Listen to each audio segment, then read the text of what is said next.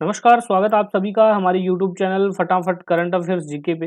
दोस्तों आज की इस वीडियो में हम डिस्कस करेंगे 30 अक्टूबर के जितने भी करंट अफेयर्स के क्वेश्चन हैं वो सारे मैंने इस वीडियो में कवर किए हैं और साथ ही उससे रिलेटेड जो भी एक्स्ट्रा फैक्ट होगा वो भी हम इस वीडियो में डिस्कस करेंगे। तो वीडियो के साथ अंत तक जरूर बने रही और अगर आपने चैनल को अभी तक सब्सक्राइब नहीं किया तो प्लीज़ चैनल को भी फटाफट सब्सक्राइब कर लीजिए। तो आज का सेशन स्टार्ट करते हैं। आज का हमारा पहला नंबर क्वेश्चन है, the new nomination rule under the banking law amendment act 2025 किसके द्वारा जारी किया गया है?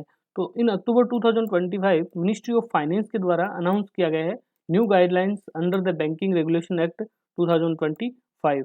तो ये अमेंडमेंट मिनिस्ट्री ऑफ फाइनेंस के द्वारा किया गया है। तो ऑप्शन नंबर 2 यहाँ पे राइट होगा, मिनिस्ट्री ऑफ फाइनेंस।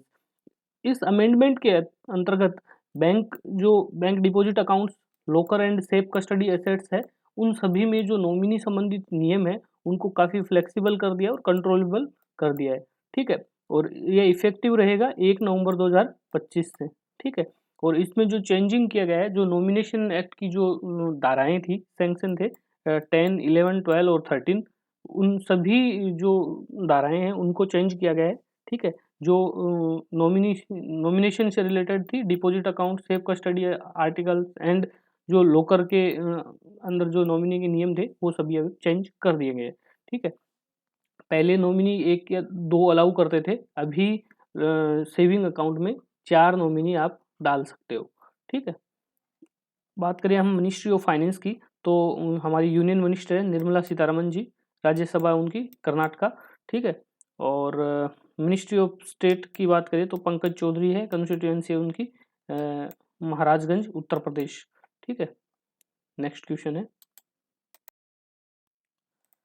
हाल ही में HAL हिंदुस्तान एरोनॉटिक्स लिमिटेड और PGSC USC जो public joint stock company United aircraft corporation है, इनके बीच एक समझौता हुआ है। तो ये कहाँ पे हुआ है? तो ये हुआ है मॉस्को, रशिया में। तो ऑप्शन नंबर 3 यहाँ पे राइट होगा, मॉस्को। SG-100 विमान निर्माण हेतु तो अक्टूबर 2025 में हिंदुस्तान एरोनॉटिक्स लिमिटेड और पब्लिक जॉइंट स्टॉक कंपनी है यूनाइटेड एयरक्राफ्ट कॉरपोरेशन, इनके बीच रशिया में एक MOU साइन किया गया है।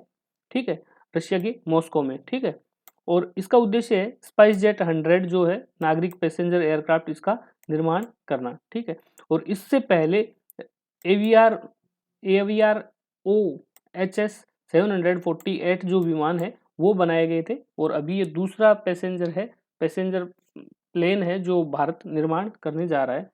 ठीक है, और ये हमारे जो रीजनल कनेक्टिविटी है उसको बूस्ट करेगी, जो उड़ान स्कीम है उसको सपोर्ट मिलेगा उससे, और हमारे आत्मनिर्भर भारत है, जो आत्मनिर्भर भारत स्कीम है उसको भी बढ़ावा देगा। और बात करें हम HAL की तो HAL का हेडक्वार्टर कहाँ है? HAL का हेडक्वार्टर है बेंगलोर, कर्नाटक में। स्थापना हुई थी 23 दिसंबर 1940 को। चेयरमैन कौन है इसके? तो इसके चेयरमैन है CB अनंत कृष्णा। ठीक है, नेक्स्ट क्वेश्चन है, India digital payment intelligence corporation IDPIC के लीड बैंक कौन बनने जा रहे हैं? तो Indian digital payment intelligence corporation है, उसको लीड करेगा SBI और बैंक ऑफ बड़ौदा। तो ऑप्शन नंबर 2 यहाँ पे राइट होगा, स्टेट बैंक ऑफ इंडिया और बैंक ऑफ बड़ौदा। ठीक है, अक्टूबर 2025 में गवर्नमेंट ऑफ इंडिया ने SBI और बैंक ऑफ बड़ौदा को एज ए लीड इंस्टीट्यूट नियुक्त किया है ताकि ये मिलके Indian digital payment intelligence corporation स्थापित करे। यह संस्था है, ये सेक्शन 8 जो नॉन प्रॉफिटेबल कंपनी है वो बनी गई, जिसका उद्देश्य है AI आधारित जो डिजिटल पेमेंट है उसमें जो फ्रॉड हो रहे हैं उनको डिटेक्ट करना और फ्रॉड को रोकना। ठीक है, और इसको बनाने के लिए जो IDPCI है, इसको बनाने के लिए जो ऑथोराइज्ड कैपिटल निर्धारित किया RBI ने वो है 500 करोड़, और पेड अप कैपिटल है 200 करोड़, और सीड इन्वेस्टमेंट की अगर हम बात करें तो 10 करोड़ रहेगा each by state bank of India और BOB। ठीक है, ये क्यों बनाया जा रहा है? क्योंकि IDPIC है, इसका काम क्या रहेगा, जो भी फ्रॉड हो रहे हैं, डिजिटल पेमेंट फ्रॉड हो रहा है या AI के आधार से जो फ्रॉड हो रहा है, उन सबको रोकने के लिए बनाया जा रहा है। ठीक है, जिसमें स्टेट बैंक ऑफ इंडिया और बैंक ऑफ बड़ौदा है, ये लीड बैंक के रूप में काम करेगा, और जो 12 जो पब्लिक सेक्टर बैंक है वो इनका सपोर्ट करेगा।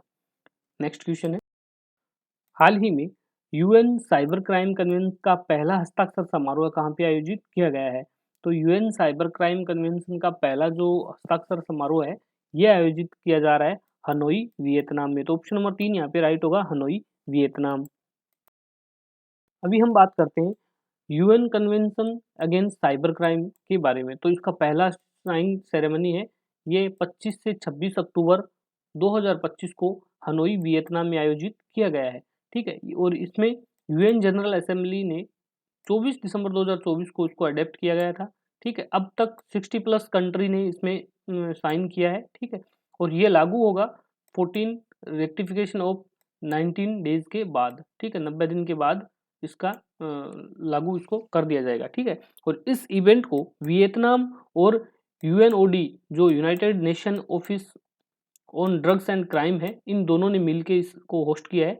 ठीक है, और ये दुनिया का पहला global cyber crime legal framework बनने जा रहा है। ठीक है, और इसमें पहली बार non consensual sharing of intimate image है, इसको अंतर्राष्ट्रीय अपराध घोषित किया गया। इससे पहले कोई भी जो इमेज शेयरिंग रहती थी वो अपराध की श्रेणी में नहीं काउंट किया जाता था, बट अभी उसको अपराध घोषित कर दिया गया है।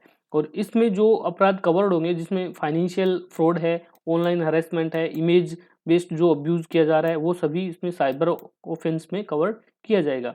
और ये जो सिग्नेचर जारी रहेगा उसकी डेट है 31 दिसंबर 2026 तक साइन जारी रहेगा।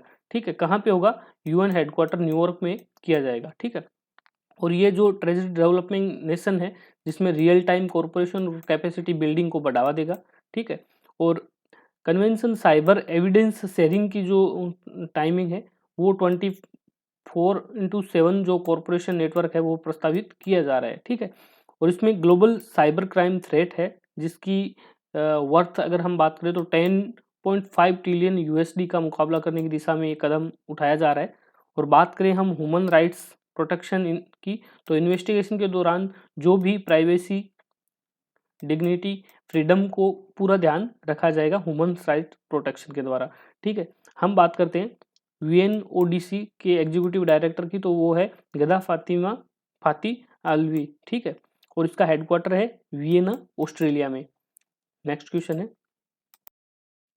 हाल ही में south Asia senior athletics championship 2025 का आयोजन कहाँ पे किया गया है? तो इसका आयोजन किया गया है रांची, झारखंड में। तो ऑप्शन नंबर 3 यहाँ पे राइट होगा, रांची, झारखंड। अभी हम बात करते हैं south Asian senior athletics championship के बारे में। ठीक है, तो इस बार इसका ये चौथा एडिशन आयोजित किया गया था। कहाँ पे हुआ है? तो ये किया गया है बिरसा मुंडा एथलेटिक्स स्टेडियम, रांची, झारखंड में। ठीक है, तो जगह आप याद रखिए, काफ़ी इंपॉर्टेंट रहेगा। बिरसा मुंडा स्टेडियम में इसका आयोजन किया गया है। इस बार इसका 4th एडिशन था। और डेट की बात करें तो 24 से 26 अक्टूबर 2025 को इसका आयोजन किया गया है। किसके द्वारा ऑर्गेनाइज किया था? तो इसको साउथ एशियन एथलेटिक्स फेडरेशन और जो एथलेटिक्स फेडरेशन ऑफ इंडिया है उसने इसका आयोजन किया है। और इसमें 6 दक्षिणी एशियाई देशों ने भाग लिया है। ठीक है, इंडिया, बांग्लादेश, नेपाल, भूटान, मालदीव और श्रीलंका ने इसमें भाग लिया है। टोटल 300 प्लस एथलेटिक्स ने भाग लिया था। और बात करें हम इसमें इंडिया की परफॉर्मेंस की, तो इंडिया पहले स्थान पे है। इसके सबसे ज़्यादा मेडल है वो इंडिया ने ही जीता है, पहले स्थान पर रहा है इंडिया। ठीक है, 20 गोल्ड और 20 ही सिल्वर मेडल जीते हैं। और ब्राउन्ज मेडल की बात करें तो 18 ब्राउन्ज मेडल जीता है। दूसरे स्थान पर कौन रहा है? दूसरे स्थान पर है श्रीलंका। ठीक है, इसने टोटल 40 मेडल जीते हैं जिसमें 16 गोल्ड है। ठीक है, और नेपाल है वो 3rd पोजीशन पे रहा है जिसने 6 मेडल जीते, गोल्ड कोई भी नहीं आया है। ठीक है, बात करें हम ओपनिंग सेरेमनी की, तो इसकी ओपनिंग सेरेमनी में इनोग्रेट किसने किया था? झारखंड के सीएम हैं जो सीएम श्री हेमंत बिस्वा सोरेन है, इसने इसका उद्घाटन किया है। कब किया था? तो इन्होंने किया था 24 अक्टूबर 2025 को। ठीक, कहाँ पे? बिरसा मुंडा स्टेडियम। तो आप जगह और डेट याद रखिए। और भारत का इसमें पोजीशन क्या रहा था वो भी काफ़ी इंपॉर्टेंट रहने वाला है, तो वो भी आप याद रखिए। नेक्स्ट क्वेश्चन है, हाल ही में जो भारत सरकार ने ईसीएमएस को मंजूरी दी है, इसकी पहली ट्रंच में कितनी परियोजनाओं को लागू किया जाएगा? तो इलेक्ट्रॉनिक कंपोनेंट्स मैन्युफैक्चरिंग स्कीम है जिसकी पहली ट्रंच में 7 परियोजनाओं को लागू किया गया है। तो ऑप्शन नंबर 2 यहाँ पे राइट होगा, 7 अक्टूबर 2025 में ministry of electronic and information technology है, इसके द्वारा जो यूनियन मिनिस्टर अश्विनी वैष्णव है उन्होंने अनाउंस किया है कि सरकार ने इलेक्ट्रॉनिक कंपोनेंट्स मैन्युफैक्चरिंग स्कीम की फर्स्ट ट्रंच में 7 प्रोजेक्ट को लागू किया है, उनकी घोषणा दी है। और इसमें टोटल जो इन्वेस्टमेंट वैल्यू है वो कितनी रहेगी, 5532 करोड़, ठीक है, 5532 करोड़ है इन्वेस्टमेंट की स्वीकृति दी गई है। और जो टोटल 7 प्रोजेक्ट लगाए जाएंगे उसमें से ये 3 स्टेट में लगाए जाएंगे, तमिलनाडु, आंध्र प्रदेश और मध्य प्रदेश में ये लगाए जाएंगे। और सबसे ज़्यादा है ये तमिलनाडु में लगेंगे, कितने लगेंगे, 4 प्रोजेक्ट हैं तमिलनाडु में लगेंगे और उसकी वैल्यू रहेगी, इन्वेस्टमेंट वैल्यू 4271 करोड़, ठीक है। तो ये आप याद रखिए। नेक्स्ट क्वेश्चन है, हाल ही में मोशन 007 ऑन सिक्योरिटी लॉ कौन से संगठन के द्वारा अपनाया गया है? तो ये सिक्योरिटी लॉ है, ये अपनाया गया है IUCN के द्वारा। तो ऑप्शन नंबर 2 यहाँ पे राइट होगा, IUCN। IUCN ने हाल ही में मोशन 007 जो सॉइल सिक्योरिटी लॉ है इसको अपनाया है। क्या है ये सॉइल सिक्योरिटी? तो ये पहली बार है जब मिट्टी की सुरक्षा के लिए फूड सिस्टम, ठीक है, फूड सिस्टम, वाटर सप्लाई और जो बायोडाइवर्सिटी प्रोटेक्शन है वो, क्लाइमेट रेजिलेंस, इन सब को केंद्रित करता है, ठीक है। और ये प्रस्तावना है, ये IUCN world conservation Congress Abu Dhabi में इसको प्रस्तावित किया गया है, वहाँ पे इसको अपनाया गया है, ठीक है। और पहली बार ऐसा हो रहा है जब मिट्टी सुरक्षा के लिए ये अपनाया गया है, ठीक है। और इसमें जो प्रमुख 5 आयाम रखे गए हैं, कितने, 5 आयाम रखे हैं, कौन कौन से हैं, कैपेसिटी, कंडीशन, कैपिटल, कनेक्टिविटी और कोडिफिकेशन, इन पांचों आयाम को ध्यान में रखते हुए इस लॉ को अपनाया गया है, ठीक है। और बात करें हम IUCN की, तो IUCN के डायरेक्टर जनरल कौन है, तो वो है डॉक्टर गिर्थेल अगुइलार, ठीक है। हेडक्वार्टर है ग्लांड स्विट्जरलैंड में, इसकी स्थापना हुई थी 1948 में। नेक्स्ट क्वेश्चन है, हाल ही में रविंद्रनाथ टैगोर की कांस्य प्रतिमा का अनावरण कहाँ पे किया गया है? तो रविंद्रनाथ जी टैगोर है, इसकी कांस्य की प्रतिमा है, इसका अनावरण किया गया है जो इंडियन एम्बेसी है बीजिंग में, ठीक है। तो ऑप्शन नंबर 2 यहाँ पे राइट होगा, इंडियन एम्बेसी बीजिंग, ठीक है। हाल ही में प्रोफेसर के मंदाकिनी रामकृष्ण का निधन हो गया, ये कौन से क्षेत्र से जुड़े हुए थे? तो ये प्लास्टिक और रिकंस्ट्रक्टिव सर्जन थी। तो ऑप्शन नंबर 3 यहाँ पे राइट होगा, प्लास्टिक एंड रिकंस्ट्रक्टिव सर्जरी, ठीक है। इनका निधन हुआ है 27 अक्टूबर 2025 को, कहाँ हुआ है, चेन्नई, तमिलनाडु में, ठीक है। और इनको पद्म श्री अवार्ड 2002 में दिया गया था, ठीक है। Doctor BC Roy national award है, ये भी उनको दिया गया था। और तमिलनाडु सरकार के द्वारा उनको AVR अवार्ड 2014 में भी इसको सम्मानित किया गया था। हाल ही में इनका निधन हो गया है।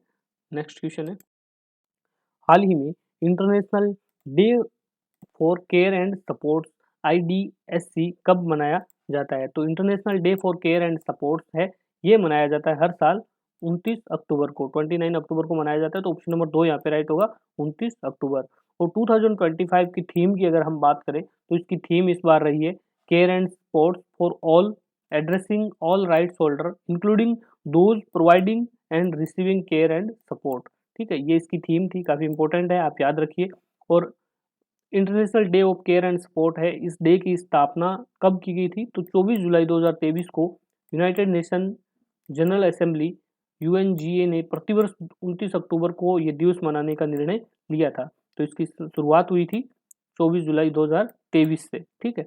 और इस बार 2025 का जो आयोजन है, ये अगर हम बात करें तो जो ग्लोबल ऑब्जर्वेशन है IDCS की, तो वो जिनेवा स्विट्जरलैंड में इसका आयोजन किया गया था। किसके द्वारा किया गया था?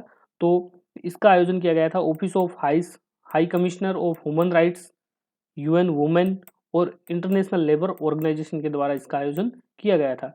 बात करें हम इंटरनेशनल लेबर ऑर्गेनाइजेशन की, इसका हेडक्वार्टर कहाँ है? तो इसका हेडक्वार्टर जिनेवा स्विट्जरलैंड में। टोटल 187 नेशन है इसमें शामिल है और इसकी स्थापना हुई थी 1919 में। अभी हम बात करेंगे अक्टूबर 2025 में जो इम्पोर्टेंट डेज आए उनके बारे में। तो 1 अक्टूबर को कौन सा दिन मनाया गया था? तो 1 अक्टूबर को international day of older person और वर्ल्ड वेजिटेरियन डे 1 अक्टूबर को मनाया गया था। 2 अक्टूबर गांधी जयंती और international day of non violence. 4 अक्टूबर को वर्ल्ड एनिमल डे। 5 अक्टूबर को वर्ल्ड टीचर्स डे। 8 अक्टूबर को इंडियन एयरफोर्स डे, भारतीय वायुसेना की स्थापना दिवस के उपलक्ष्य में मनाया जाता है। 1932 में इसकी स्थापना हुई थी, ठीक है। 9 अक्टूबर को वर्ल्ड पोस्ट डे मनाया जाता है। 10 अक्टूबर वर्ल्ड मेंटल हेल्थ डे के रूप में मनाया जाता है। 11 अक्टूबर international day of the girl child, बालिकाओं के अधिकार और सशक्तिकरण के लिए दिन मनाया जाता है। 13 अक्टूबर को international day of disaster risk reduction, आपदा प्रबंध और जोखिम न्यूनीकरण के लिए दिन मनाया जाता है।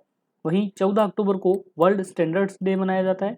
15 अक्टूबर ग्लोबल हैंड वॉश डे, स्वच्छता और स्वास्थ्य के लिए हाथ धोने की आदत को बढ़ावा देने के लिए ये दिन मनाया जाता है। ठीक है। 15 अक्टूबर को मनाया जाता है वर्ल्ड स्टूडेंट्स डे। ठीक है। डॉक्टर एपीजे अब्दुल कलाम की जयंती पर शिक्षा को समर्पित करने के लिए ये दिवस मनाया जाता है। 16 अक्टूबर है वर्ल्ड फूड डे। ठीक है। खाद्य सुरक्षा और पोषण कृषि विकास के लिए मान्यता देने के लिए वर्ल्ड फूड डे मनाया जाता है 16 अक्टूबर को। 17 अक्टूबर को कौन सा दिवस मनाया जाता है? International day of the eradication of priority. ठीक है। गरीबी उन्मूलन और सामाजिक समानता के लिए दिवस मनाया जाता है। 20 अक्टूबर को मनाया जाता है इंटरनेशनल सॉलिडेरिटी डे। भारत और चीन युद्ध को 1962 के जो सैनिक हैं उनके बलिदान को याद करने के लिए ये दिन मनाया जाता है। और 20 अक्टूबर को अदर डे है वर्ल्ड स्टैटिस्टिक्स डे। हर 5 वर्ष में एक बार मनाया जाता है सांख्यिकी की महत्वता को जागरूकता बढ़ाने के लिए। तो दोस्तों, आज का हमारा वीडियो यहीं पे समाप्त होता है। आपको वीडियो कैसा लगा प्लीज़ कमेंट बॉक्स में आप जरूर बताइए। और अगर आपने मेरे चैनल को अभी तक सब्सक्राइब नहीं किया तो प्लीज़ चैनल को भी फटाफट सब्सक्राइब कर लीजिए। Thank you.